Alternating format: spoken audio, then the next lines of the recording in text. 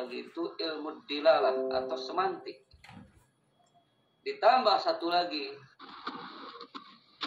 itu kajian tentang hubungan linguistik dengan masyarakat. Maka lahirlah yang disebut dengan sosiolinguistik. Ada lagi hubungan antara linguistik dengan ilmu jiwa, dengan psikologi. Maka lahirlah psikolinguistik. Nah itu. Itu yang dipelajari dalam linguistik. Lalu apa bedanya antara linguistik dengan filologi? Kalau filologi itu ilmu tentang manuskrip. Ilmu tentang manuskrip. Manuskrip itu apa itu ya? Susunan, Pak, susunan. Jadi manuskrip itu naskah-naskah atau tulisan-tulisan Sastra. Klasik. Tulisan kuno. Tulisan kuno yang ditemukan di mungkin batu-batu nisan atau pelepah-pelepah atau di itulah jejak riwayat orang-orang terdahulu. Manuskrip. Jadi manuskrip itu ya naskah itu ya. Naskah kuno. Nah, itu asalnya. Tetapi dalam fiqhul lughah al-arabiyah, filologi bahasa Arab, yang dimaksud adalah ilmu yang mempelajari tentang sejarah asal usul bahasa Arab itu lahir. Pertanyaannya, bahasa Arab itu berasal dari bahasa apa? Nah itu kan? Iya betul. Maka bahasa Arab itu berasal dari bahasa Semit. Al-Lughah As-Samiyah. Bahasa Semit itu siapa? Dinisbatkan kepada siapa? Semit itu dinisbatkan kepada Sam bin Nuh. Jadi anak Nabi Nuh itu yang tersisa 4. Yang tersisa 3. Ada Sam, ada Ham, ada Yapis. Sam, anggaplah setelah banjir bandang Nabi Nuh itu, maka Sam itu hidup di daerah Asia Barat, termasuk sebagian ke Afrika. Ham, ya ke Eropa. Yafis itu ke Afrika Tengah dan Timur. Sederhananya begitulah. Jadi dari bahasa Sam bin Nuh ini, atau disebut dengan bahasa Semit, itu tidak langsung lahir bahasa Arab. Ada beberapa cabang bahasa. Jadi terlalu jauhnya ke sini ya, nggak akan keluar ini di soal UP ini. Ya, ini singkatnya saja. Itu ada bahasa Ukadia, ada bahasa Finiki, ada bahasa Suryani, ada bahasa Ibrani, bahasa Yahudi, bahasa Ibrani, bahasa Suryani, bahasa Injil. Nah, lebih dekat nanti ada Al-Lughah Al-Arabiyah, bahasa Arab ya. Gitu ya. Jadi semuanya kenapa dinisbatkan ke sana ada kemiripan-kemiripan meskipun perbedaannya sangat jauh. Sederhananya begini. Jadi yang dipelajari adalah tentang asal muasal lahirnya bahasa Arab. Dari mana dia? Dari turunan bahasa abstrak. Yang kedua yang dipelajari adalah kesusastraan. Kesusastraan bahasa Arab itu sendiri. Bahasa Arab.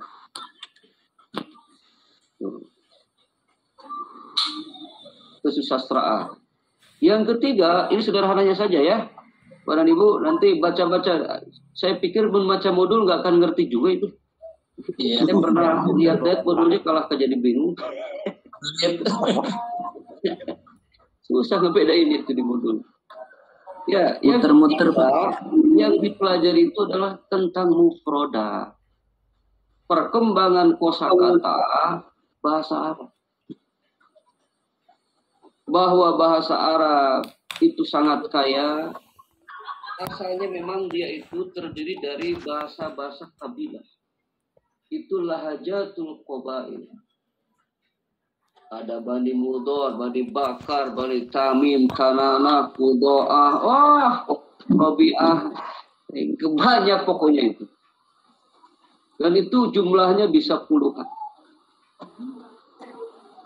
Dan dialek-dialek itu sedikit agak berbeda-beda sedikit. Wa alaika jadi wa alaikis. Ada lagi wa alaikis, sinnya sin besar. Anak-anak titamin. Wah, banyaklah segala macam.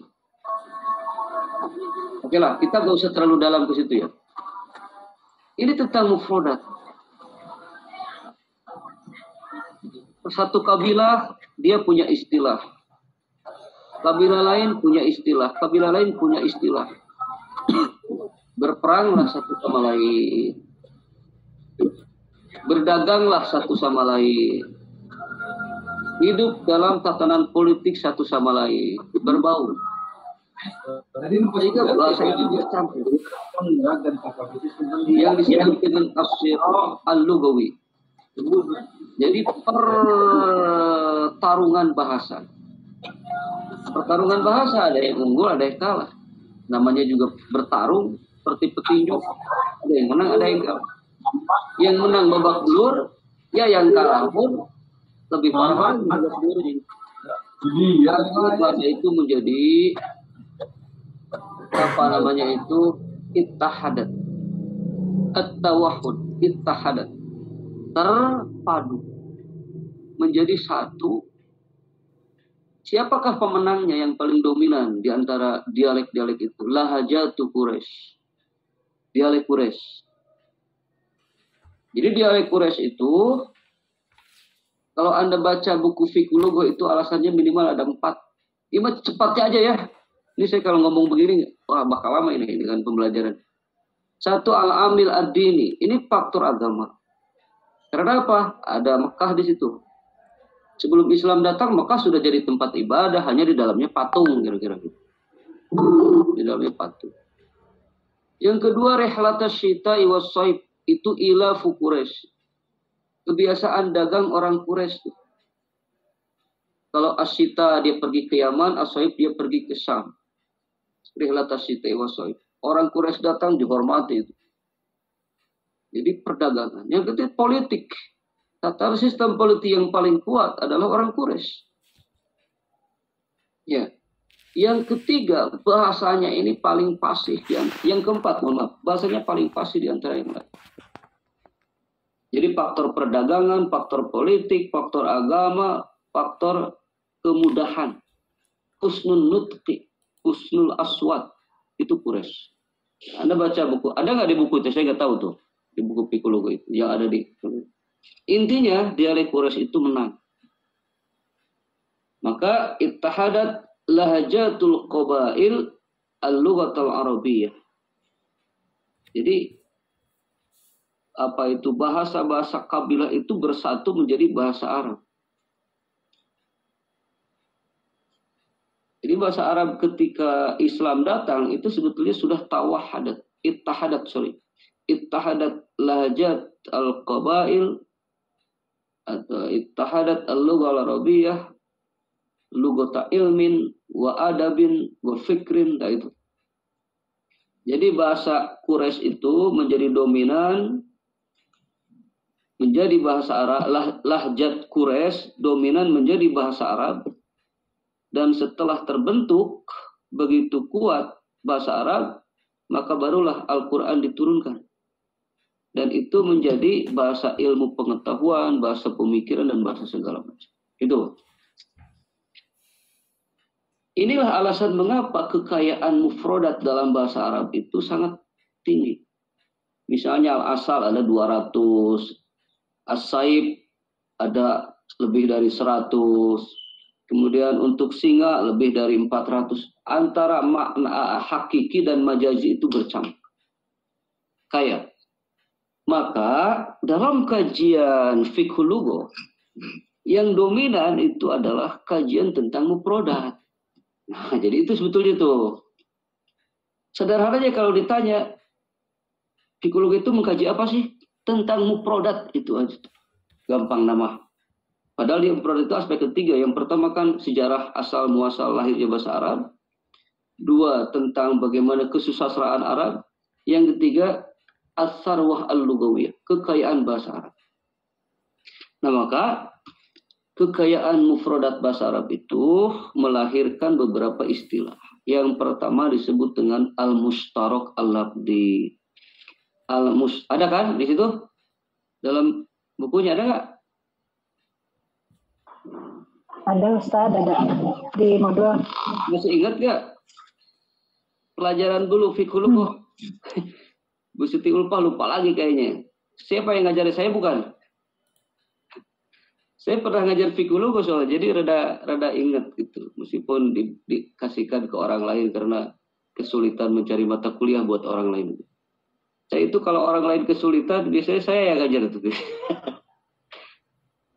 Nah itu. Jadi ada mustarak lafdi, itu namanya polisemi. Mustarak lafdi itu, ima dicatat lah, bukan nama curat-coret kuma bebas. Mustarak lafdi itu artinya lafdun wahidun wudi'a lima'anin katsiratin. Satu kata untuk arti yang banyak. Contoh doroba, ada memukul, kan? Ada doroba membuat perumpamaan. Ada doroba itu apalagi tuh? Ya membuat perumpamaan ya. Doroballahu masalan kalimatan tayyibah gitu. Wadrib bi asaqal hajar fanfajarat min husnata asyrata aina itu. Terus itu dalam Al-Qur'an kata doroba itu hampir ada. Wa idza darabtum fil ardi, apa artinya itu? Itu menurut Kiai Fuad itu tuh. Pak Kiainya Pak Ang, Ustaz Ang Khair itu. Itu kata doroba dalam Al-Quran itu ada 17 maknanya. Ya meskipun kita harus kaji dari tafsir. Ya. Itu karena banyak sekali, hampir 17. Ya. Oke. Itu sekarang kata apa lagi? Kata misalnya kata fitnah. Kata fitnah dalam kamus Munjid. Ya, dalam kamus Munjid. Pernah buka kamus Munjid ya? Itu minimal ada 5 maknanya. Kata fitnah itu. 1 al-bala, 2 al-mihnah, 3 al-ibtila, 4 misalnya at-ta'zib, 5 itu al-kufru atau asyirku. Itu ada 5 minimal, ada 6. Itu yang namanya mustarak lafzi. Pertanyaannya bagaimana kita memaknainya bila menemukan kata itu dalam sebuah kalimat? Maka at-tahlil as-siyaqi menjadi penting. Analisis konteks. Al-fitnatu asyaddu minal qatli. Saya yakin rata-rata salah Anda menerjemahkan itu. Nanti diskusilah dengan Pak Ang Khair itu. Apa betul di situ yang disebut al-fitnah itu nuduh orang? Kadek, bapak dan ibu tidak boleh memfitnah orang. Menuduh seseorang berbuat sesuatu yang tidak dilakukan. Itu jauh lebih kejam daripada pembunuhan. Saya jamin salah itu. Ya, Pak Ang ya. Kalau begitu daripada saya ngomongin orang lain, saya bawa golok aja, saya gorok aja. Kenapa dibunuh? Lebih ringan dalam Al-Quran. Itu karena bapak dan ibu salah yang maksud ini. Di sinilah al-mustarak al-lafzi usulnya. Itu diketahui dalam fikih lughah. Saya tidak akan ngasih tahu, buka sendiri itu. Awas di mimbar ada ngomong begitu tuh. Nanti bisa orang satu masjid bisa bawa golok semua daripada. Udah kita bunuh aja daripada kita ngomongin dia lah. Kan gitu tuh. Jadi terminologi fitnah dalam bahasa Indonesia dipakai ke dalam memahami terminologi fitnah dalam bahasa Arab yang itu tidak ada hubungan. Salah. Saya tidak akan kasih tahu, tapi silakan pelajari saja. Orang mau enuk itu baledog tak imam lata. Misalnya hutang baledog. Digusur, Bang. Gusur. Ya, itu satu. Itu yang dipelajari dalam fikih lugah adalah al-mustarak al-lafz.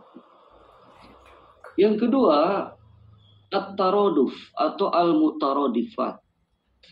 Nah, al-mutaradifat itu sinonim. Sinonim, kalau sinonim berarti banyak kata, satu arti. Alfadun kathiratun wudi'at lima'nan wahid. Kalau ada dengan jalasa, artinya duduk. Koma, duduk. Aujasa, duduk. Berdiri. Wakofa, berdiri. Itu. Banyak dalam bahasa Arab. Ata, hana, wasola. Kan? Itu juga artinya sampai atau datang. Al-Quran banyak menggunakan kata yang begitu. Ada yatafakkarun, ada ya'kilun, ada yafqahun. Apa bedanya itu? Ya kan?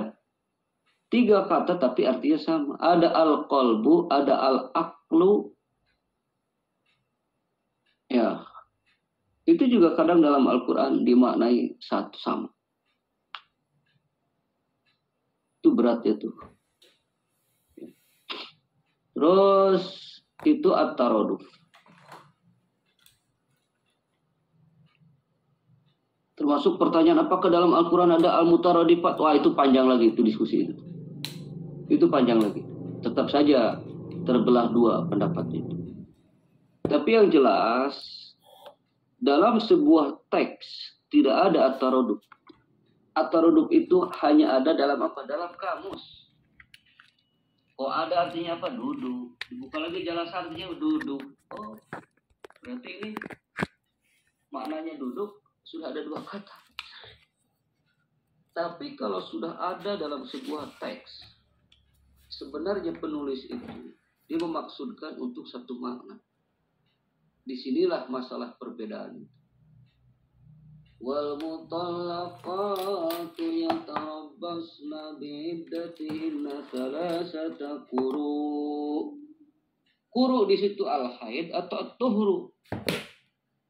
Nah, kan? Itu masih kajian polisemi kalau yang tadi ya. Salah satu quru itu masih polisemi contoh yang tadi. Nah, yang kedua adalah tadi itu at-taraduf. Yang ketiga itu at-tadad. Ada al-adad ya. Dalam bahasa Arab itu aneh ya. Ada satu kata yang artinya bisa 2 berlawanan. Al-jaun. Al-jaun itu artinya bisa al-abyad, bisa al-aswad. Bisa hitam atau putih itu artinya. Maka itu tergantung Bu Siti Ulfa pakai baju warna apa itu. Nah, kalau lagi pakai baju warna putih berarti labisat al-jaun. Oh, berarti ya, maksudnya itu warna putih. Itu ada yang begitu. Nanti dilihat lagi lah. Terus ada akronim. Ini yang populer di kita sebetulnya kita tidak tahu. Akronim ini tadi kan antonim ya, lawannya. Kalau misalkan al-aswad lawannya al-abyad itu bukan itu namanya ad-diddu, iba al-adad ada. Jadi satu kata aswad. Ini seperti itu tadi. Seperti kuru itu tuh. Kuru. Yeah. Kuru itu dia artinya itu bisa head, bisa at-tuhru. Antara head dengan itu kan berlawanan. Nah itu anehnya dalam bahasa Arab. Maka Anda baca tuh dua-duanya kuru, tapi dia kuru ini mufradnya apa? Atau Qur'un misal namanya apa? Kalau zamannya kuru ada satu lagi zamannya akro. Anda baca tuh dalam kitab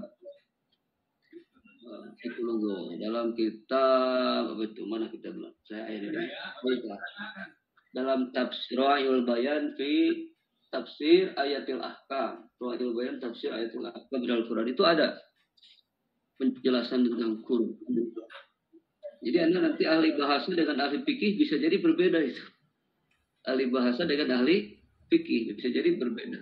Nanti cek ke kedokteran mana yang benar, mana yang itu bisa jadi. Ada satu lagi dengan akronim. Akronim itu untuk orang mah satu kalimat ya disingkat menjadi satu kata. Satu kata.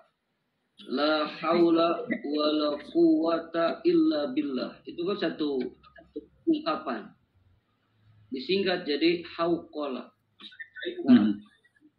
La haula wala quwata illa billah. Hauqala. Asyhadu an la ilaha illallah wa asyhadu anna muhammadar rasulullah. Disingkat jadi apa? Syahadah. Nah, syahadatain.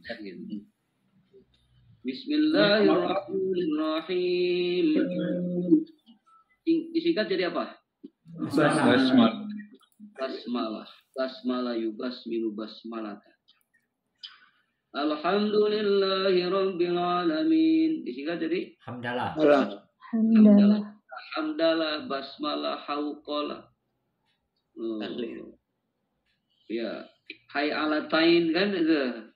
Itu hayy ala sholah, hayy ala falah. Itu adanya dalam bahasa Arab. Muawwidhatain. Iya. Ya, muawwidhatain, a'udzu bil falaq wa a'udzu birabbin nas. Nah, maksud saya ini yang dipelajari dalam fikih lughah pada akhirnya itu. Jelas ya? Sampai situ dulu. Oke. Ini baru fikih lughah ya. Dan itu singkatnya saja fikih lughah seperti itu. Sekarang ilmu lughah. Ilmu lughah itu dia mempelajari tentang asal usul bahasa pada manusia. Lain asal usul bahasa Indonesia, lain asal usul bahasa Arab, bukan asal usul bahasa Inggris. Pertanyaannya, itu manusia bisa berbahasa itu gimana asalnya tuh? Nah itu tuh. Ini makhluk yang namanya manusia. Mengapa dia bisa berbicara? Ini awal mula kajian linguistik. Jadi dia lebih umum, ya. Maka dijawab oleh beberapa ahli. Wah, bahasa pada manusia mah itu wad'un ilahiyun. Itu mah sudah anugerah dari Allah itu mah. Apa dalilnya? Wa 'allama Adamal asma kullaha. Allah mengajarkan kepada Nabi Adam al-asma'a, semua nama yang ada di dunia ini. Kullaha pakai taukid, semuanya. Jadi memang pada dasarnya diilhamkan. Kedua, bahasa itu kalau diilhamkan mengapa beda-beda bahasa itu? Iya bahasa Arab, ya di Arab ngomong begini, di Inggris ngomong begini, di Afrika begitu, di Indonesia begitu. Kalau dia diilhamkan, seharusnya sama bahasa itu. Saya pakai bahasa Sukabumi semua, atau pakai bahasa Bengkulu semua, bahasa Arab. Ini kan beda-beda. Berarti ada faktor lain. Apa faktornya itu?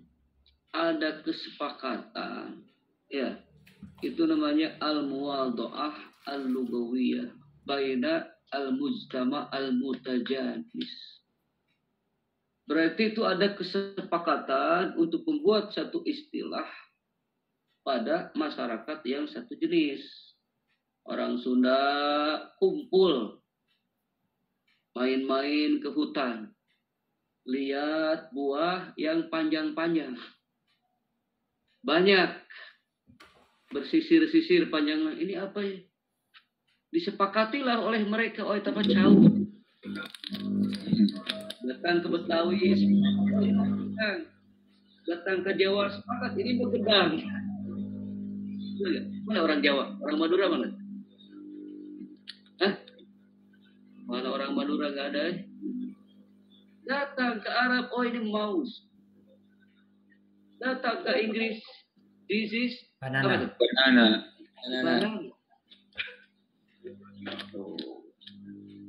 Jadi itu berarti apa?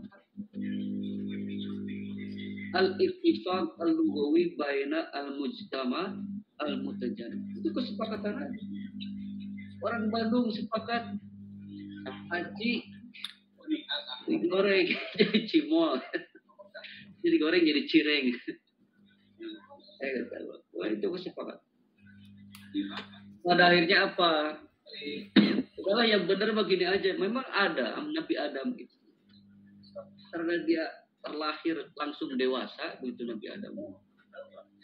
Tidak ada yang mengajarkan manusia yang lain kepada Nabi Adam, maka dia ilhami, diberi. Tapi turunan Nabi Adam muktasab semuanya itu. Arti muktasab apa? Dipelajari. Adam dan Hawa, mereka ini tidak belajar bahasa karena langsung diciptakan dalam tubuh yang sudah besar, dewasa. Tapi anak-anaknya Qabil, Habil, Iklimah, siapa satu lagi itu? Luna Maya bukan? Kira Luna Maya. Nah itu kan dilahirkan oleh Siti Hawa, dididik oleh bahasa Adam.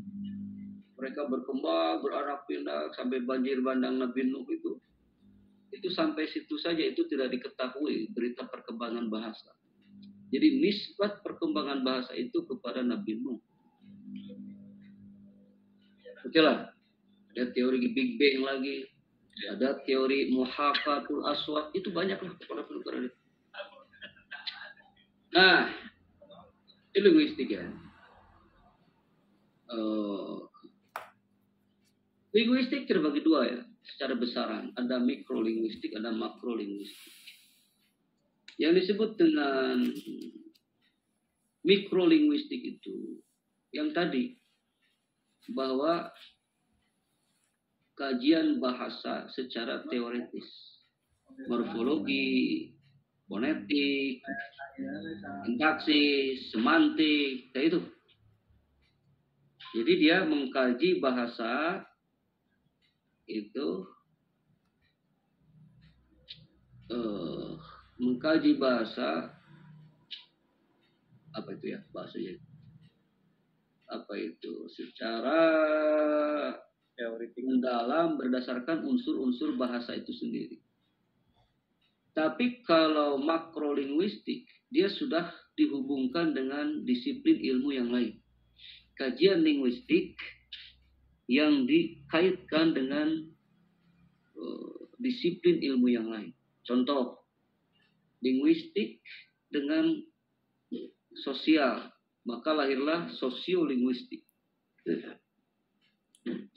Bahasa kaum-kaum jalanan, bahasa orang-orang pinggiran bagaimana, bahasa kaum terpelajar, bahasa orang-orang sekolahan, bahasa orang yang tidak sekolah, seperti apa?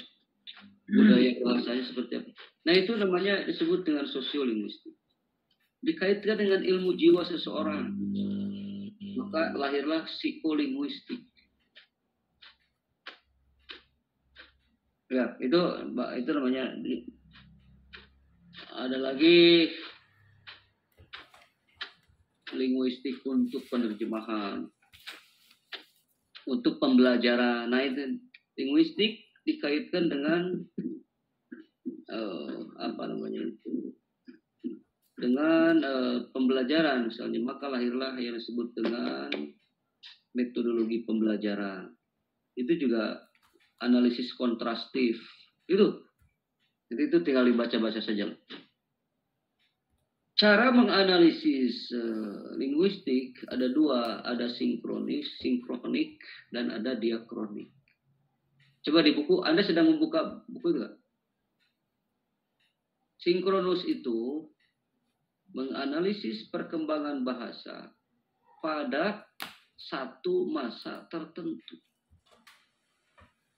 Misalnya perkembangan bahasa Arab di era COVID. Nah, kan ketika masa COVID itu banyak istilah-istilah baru kan. Social distancing tiba-tiba muncul, apa bahasa Arabnya itu? At-taba'ud al-jismi. Masker tiba-tiba, atau apa namanya, vaksinasi, naon ta bahasa Arab data. Atau karantina di rumah, bahasa Arabnya al-hajru al-manzili. Lockdown. Itu kan, itu bermunculan istilah-istilah itu. Mengkaji perkembangan bahasa pada satu periode tertentu. Itu namanya analisis sinkronis. Maka seperti ini, pertemuan kita ini adalah pembelajaran sinkronus. Jadi Bapak, Ibu, dan saya berada pada satu waktu yang sama. Itu sinkronus. Tapi kalau sebaliknya asinkronus, dalam linguistik tidak dikenal linguistik asinkronus, tidak ya. Tapi dikenalnya linguistik diakronik. Linguistik diakronik ini bahasa Arabnya itu ilmu lughah at-tarikhi, sejarah. Artinya apa? Mengkaji perkembangan bahasa ya, dengan cara membandingkan antara satu periode dengan periode yang lain. Misalnya bahasa Arab qabla fajril Islam wa ba'da fajril Islam.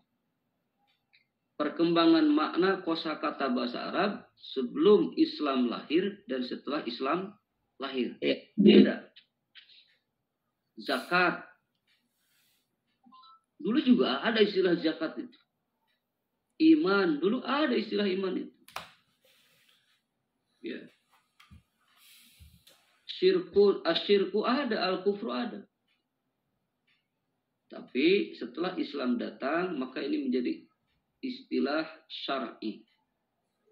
Makanya ketika as-salatu lugotan wastilahan. Kan begitu ya? Lugotannya itu milik orang Arab sebelum Islam datang. Tapi syar'an atau istilahan milik umat Islam dalam kajian fikih. As-salatu lugotan ad-du'a. Kan begitu? Salat secara bahasa ad-du'a. Inna Allah wa malaikatahu yusalluna 'alan nabi. Allah dan para malaikat salat kepada Nabi. Salat gimana? Apa salat takbir Allahu Akbar? Ya Allah liman. Apa begitu? Itu artinya mengucapkan doa, mengucapkan salam sejahtera kepada Nabi Muhammad SAW. Maka kita harus banyak bersolawat. Allahumma sholli, karena para malaikat Allah pun bersolawat. Lain sholat seperti kita. Nah, kita umatnya, as-sholatu secara fikih itu ada istilahan atau syar'an.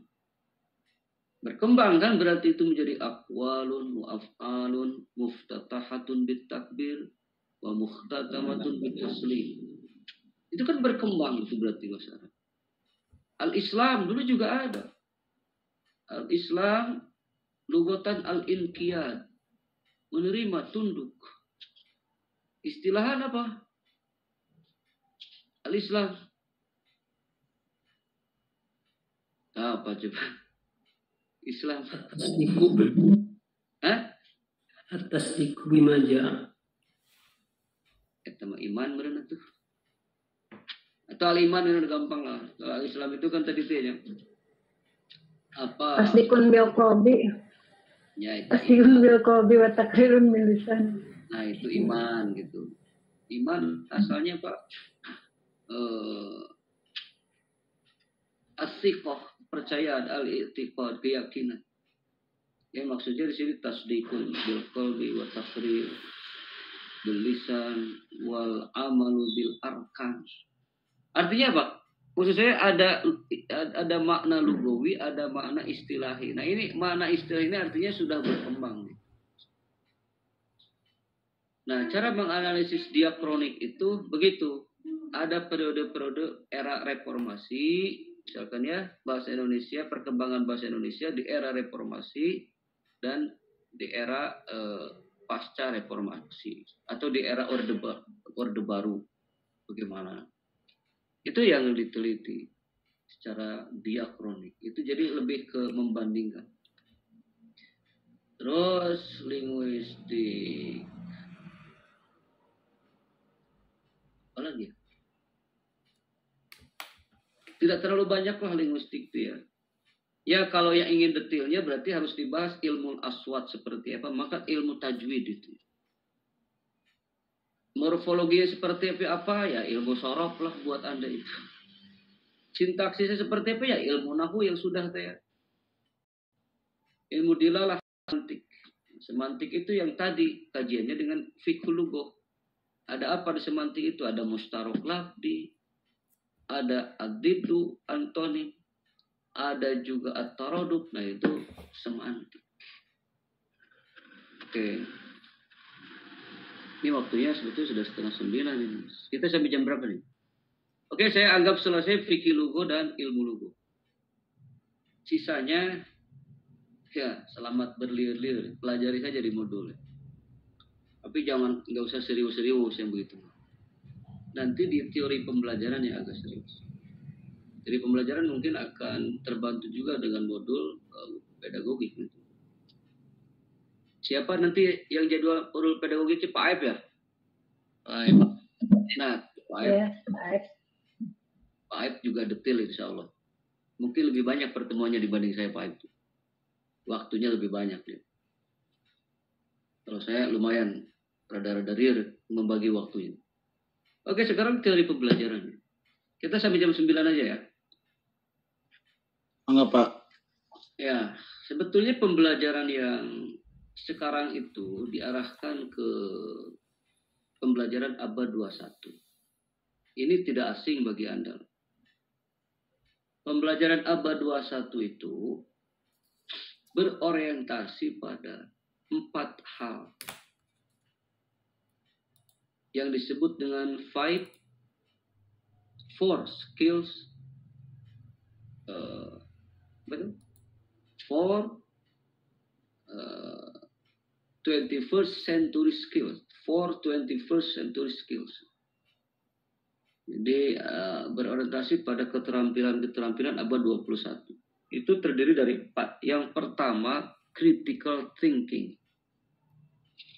Jadi pembelajaran harus bisa memaksa siswa berpikir kritis. Critical thinking. Yang kedua, creativity.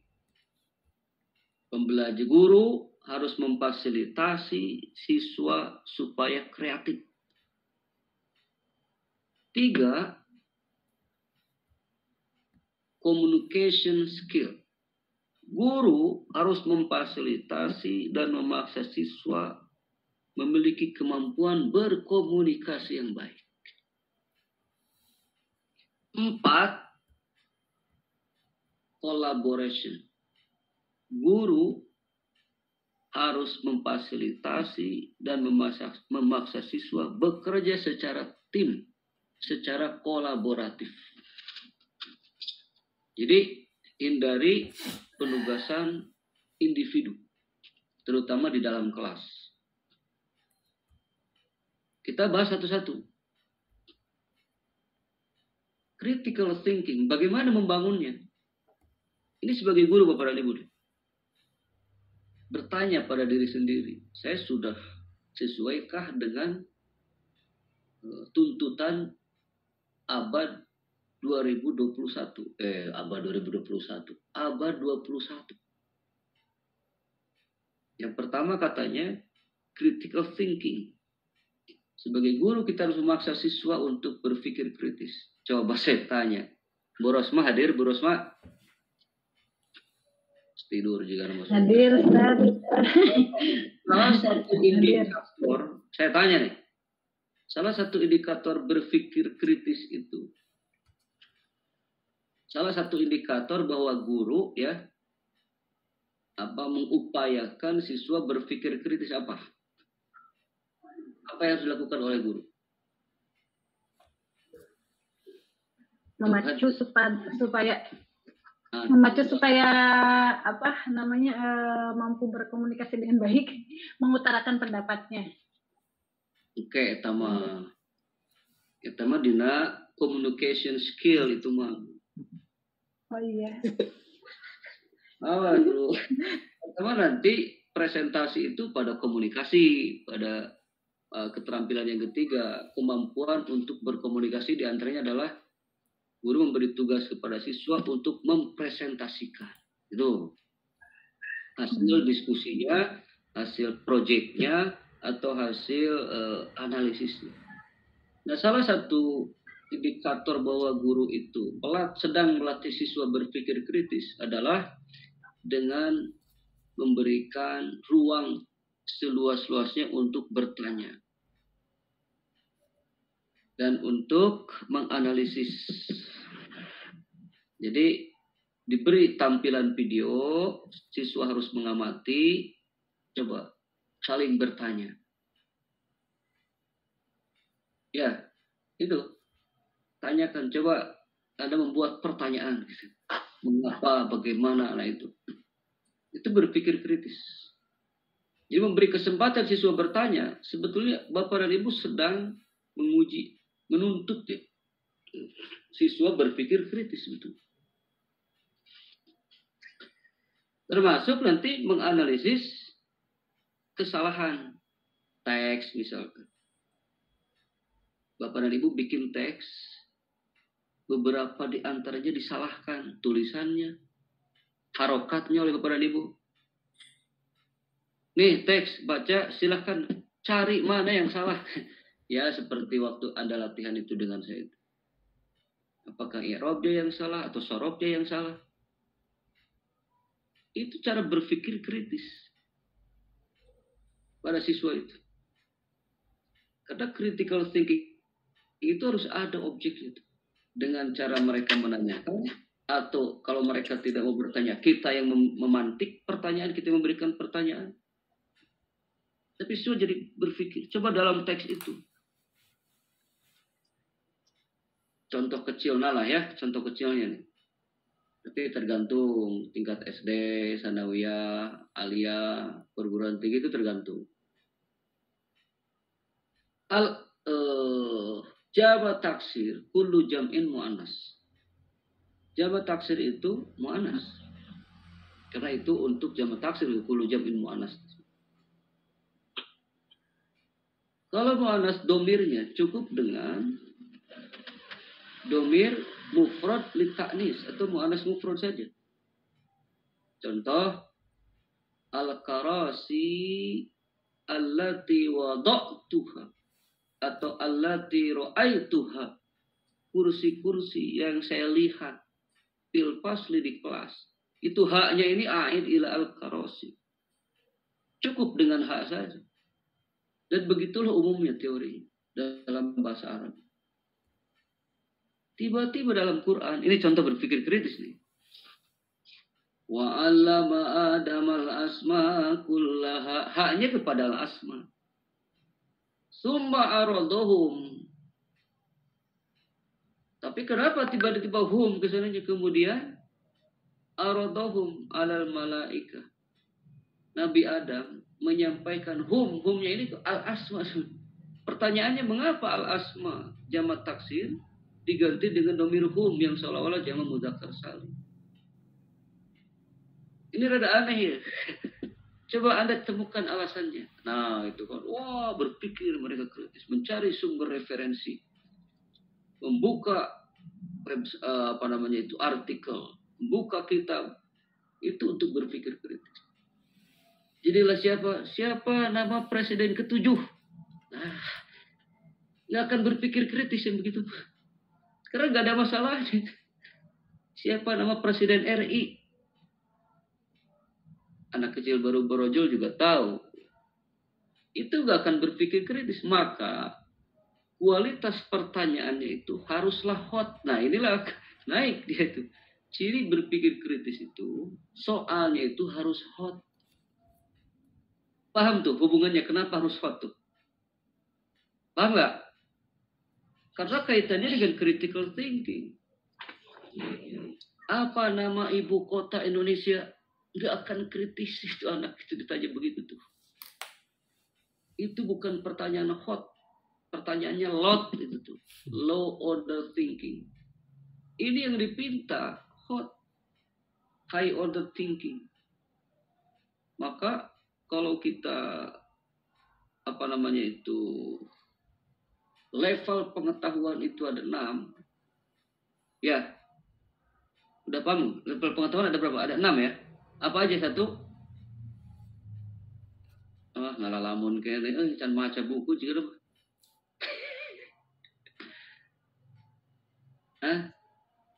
Kognitif.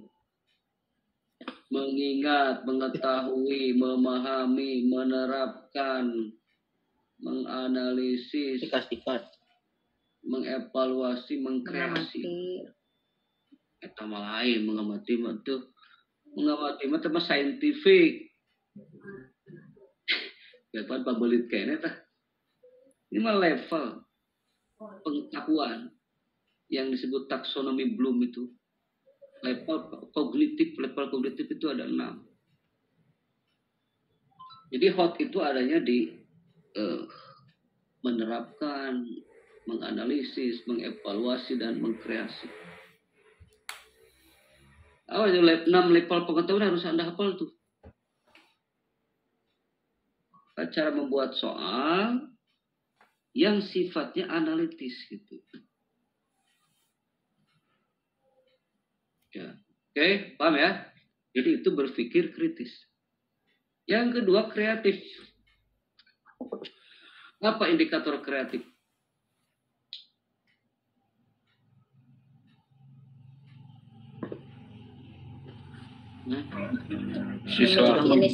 Inisiatif intuisi yang tinggi. Ya contohnya kumaha ibu ngajar ya kumaha membuat anak supaya kreatif, gimana tuh? Dengan cara apa? Membuat tulis gambar, kemudian menampilkan gambar, terus dia membuat teks dari tampilan gambar. Contoh kasus, iya bisa. Oke. Kasus video. Oke lah ya, singkatnya saja lah. Ini berkaitan dengan metodologi.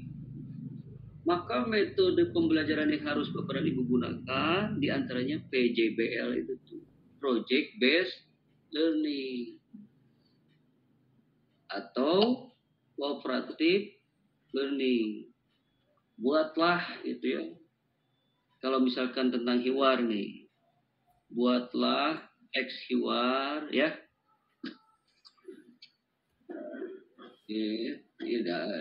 Di kelompok Anda gitu. Tentang misalnya at-tasawwuk misalkan tentang berbelanja. Yang ini tentang as-siyahah, berwisata. Yang ini tentang talabul ilmi, mencari ilmu. Yang ini tentang asrul jaihah, era pandemi. Misalkan itu. Buat mereka teks. Buat kalau itu di kelas. Lebih panjang lagi, buat video konten tentang apa? Keyword. Anda bikin syuting kemana syuting sedang berbelanja di video gitu, diedit ya, diedit video itu kan PJBL tuh, Project Based Learning. Nanti setelah itu